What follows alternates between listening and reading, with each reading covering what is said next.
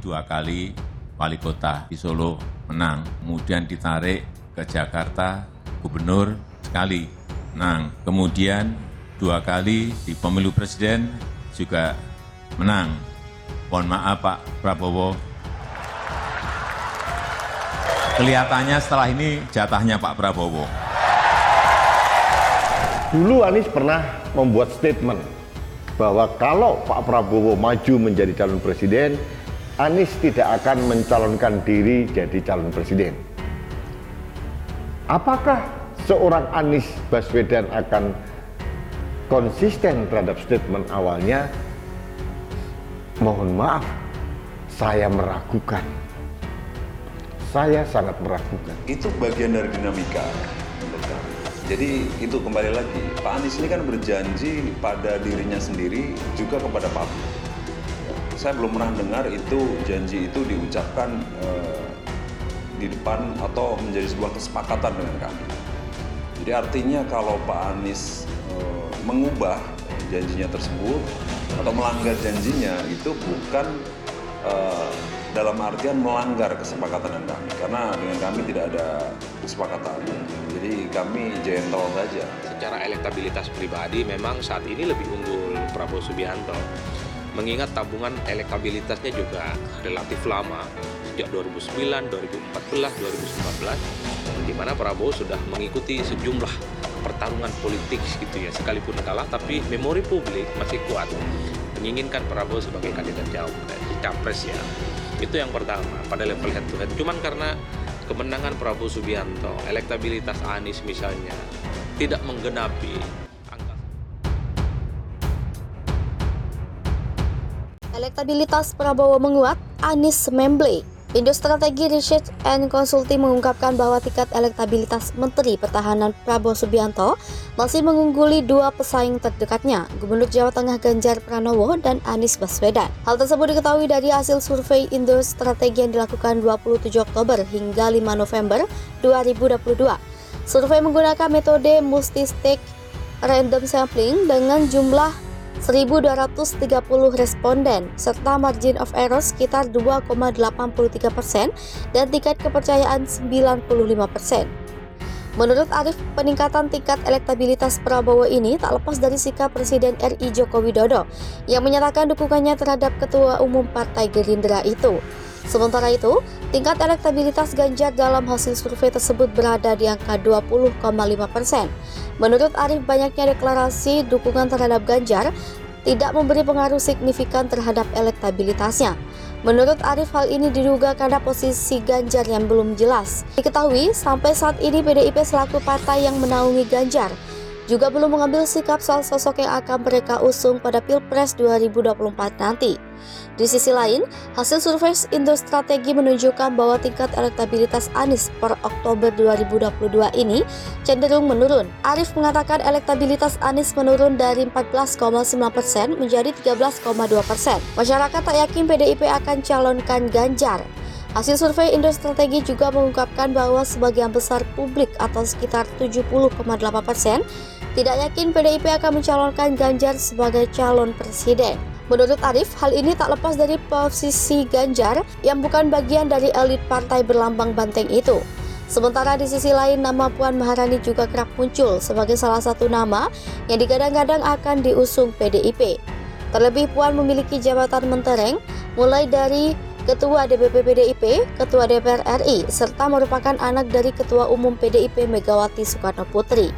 Di sisi lain, sebanyak 36,4% responden menyatakan tidak yakin Anies bakal mendapat tiket dari parpol atau gabungan parpol sebagai syarat pencalonan sebagai calon presiden. Diketahui, Anies baru diusung sebagai Nasdem, namun perolehan suara Nasdem masih kurang dari syarat presidensial threshold atau ambang batas pencalonan presiden sebesar 20-25%. Nasdem masih membutuhkan partai lain untuk berkoalisi agar bisa mengusung Anies. Sejauh ini, baru PKS dan Demokrat yang digadang-gadang bakal berkoalisi dengan Nasdem. Sementara, lingkaran suara publik merilis hasil survei yang menunjukkan Ketua Umum Gerindra Prabowo Subianto memiliki elektabilitas setinggi sebagai calon presiden dengan perolehan 31,8%.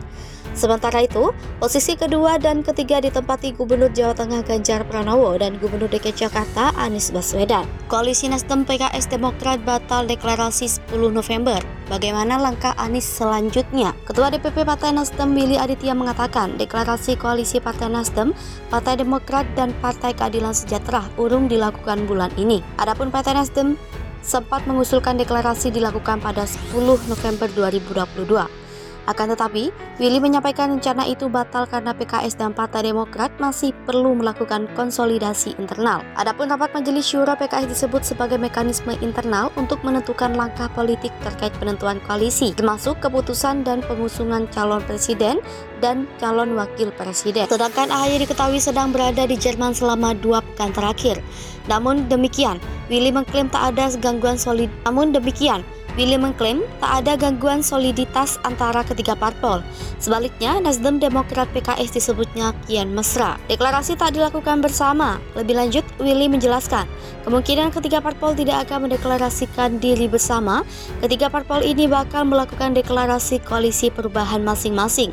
Selain itu, proses deklarasi itu disertai dengan pengumuman penentuan cawapres untuk mendampingi Anies Baswedan sebagai capres yang diusung Partai Nasdem. Willy menyebut pengumuman cawapres bakal menjadi salah satu strategi koalisi perubahan menenangkan Pilpres 2024. Langkah Anies terancam. Direktur Eksekutif Institute for Democracy and Strategic Affairs Ahmad Khairul Umam menilai batalnya deklarasi koalisi perubahan 10 November mengindikasikan bahwa proses negosiasi yang belum rampung. Akan tetapi, ia yakin ketiga parpol cenderung tetap bakal bekerja sama untuk memberi jalan Anies melenggang kelegangan pertarungan kursi RI 1. Alasannya, PKS Nasdem Demokrat telah menjual narasi yang sama untuk konstituennya. Senada pengamat politik dari Indikator Politik Indonesia, Bawono Kumoro, menilai PKS dan Demokrat bakal tetap bersama Partai Nasdem. Ia melihat dua parpol oposisi pemerintah itu justru bakal mengalami banyak kerugian jika bergabung dengan koalisi lain seperti Koalisi Indonesia Bersatu atau Koalisi Gerindra PKB. Sementara jika koalisi perubahan terbentuk dan memenangkan Pilpres 2024, maka PKS dan Demokrat mendapatkan jaminan kursi menteri. Koalisi Nasdem PKS Demokrat batal deklarasi 10 November. Bagaimana langkah Anies selanjutnya? Ketua DPP Partai Nasdem Willy Aditya mengatakan deklarasi koalisi Partai Nasdem, Partai Demokrat dan Partai Keadilan Sejahtera urung dilakukan bulan ini. Adapun Partai Nasdem sempat mengusulkan deklarasi dilakukan pada 10 November 2022. Akan tetapi, Willy menyampaikan rencana itu batal karena PKS dan Partai Demokrat masih perlu melakukan konsolidasi internal. Adapun rapat Majelis Syuro PKS disebut sebagai mekanisme internal untuk menentukan langkah politik terkait penentuan koalisi, termasuk keputusan dan pengusungan calon presiden dan calon wakil presiden. Sedangkan AHY diketahui sedang berada di Jerman selama 2 pekan terakhir. Namun demikian, Willy mengklaim tak ada gangguan soliditas antara ketiga parpol. Sebaliknya, Nasdem, Demokrat, PKS disebutnya kian mesra.